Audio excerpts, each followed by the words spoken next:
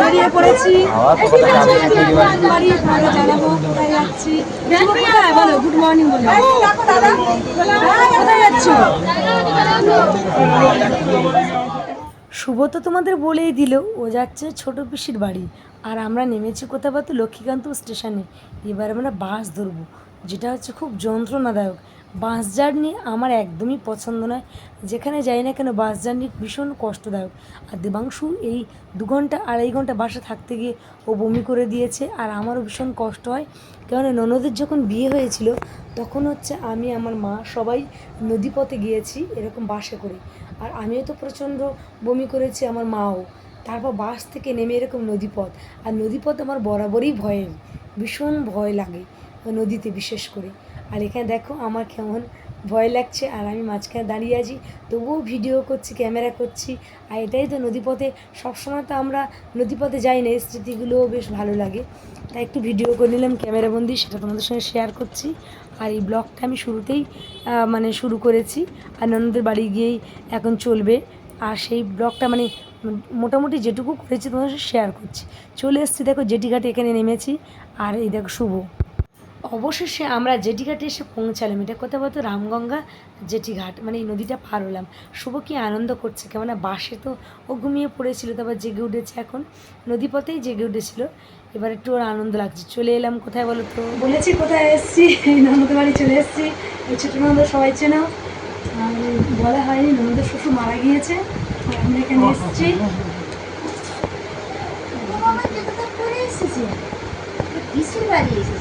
বানিয়ে দিয়েছে কি লেবু জল, ননদ আমাদের জন্য লেবু জল একদম রেডি করে রেখেছিল, আমরা খেয়ে চলে এসেছি দেখো দুপুরের খাবার খেতে এখানে।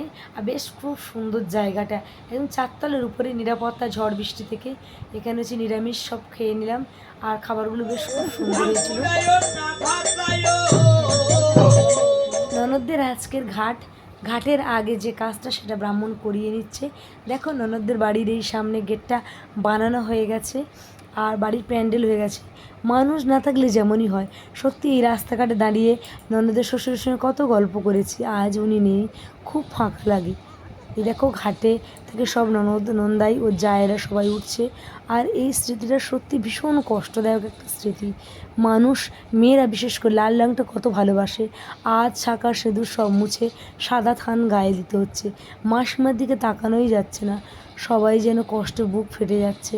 আর মাসিমাকে শাড়ি দেওয়ার জন্য আর সবাইকে ড্রেস দেওয়ার জন্য প্রথমে হচ্ছে ওখানে নিয়ম হচ্ছে, প্রথম হচ্ছে মামা শ্বশুর দেবে, তারপর বাপের বাড়ির লোক দেবে। সেই জন্য আমি শাড়িগুলো দেওয়ার জন্য দাঁড়িয়ে আছি।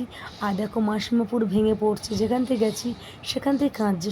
ওদিন ঘাট তুলতে তুলতে সন্ধ্যা হয়ে গেছে, আমাদের থাকার প্ল্যানিং ছিল না, আমরা থেকে গেলাম ননদের মুখ চেয়ে। আর দেখো তোমার দাদাভাইয়ের আমি কয়েকটা জিনিস কিনতে গেলাম, দেবাংশুর প্যান্ট আর আমাদের টুকিটাকি জিনিস, কেননা থাকার প্ল্যান নেই, মানে কম জিনিস নিয়ে গেছি। ওই জন্য সত্যি পাথর প্রতিমা বাজারটা বিশাল বড়, দোকান সব কিছু পাওয়া যায় এখানে, কিন্তু হয়তো নদীপথের একটু সমস্যা, বাদ বাকি কিন্তু বাজারটা ঘুরে দেখলাম মানে বিশাল বড় বাজার, আর খুবই ভালো। আর আমাদের সব কিছু কেনাকাটা করে আমরা চলে এলাম। আর দেখো ফুলও নিয়ে এসছি, আজকে শ্রাদ্ধের দিন, সকালবেলা ফুল দেবো মেসমশাইয়ের ছবিতে। আমার স্টান টান সব হয়ে গেছে ননদের বাড়িতে। আর শুভ কী করছে দেখো, মেসমশাইকে একটু প্রণাম করে ফুল দিয়ে দিলাম।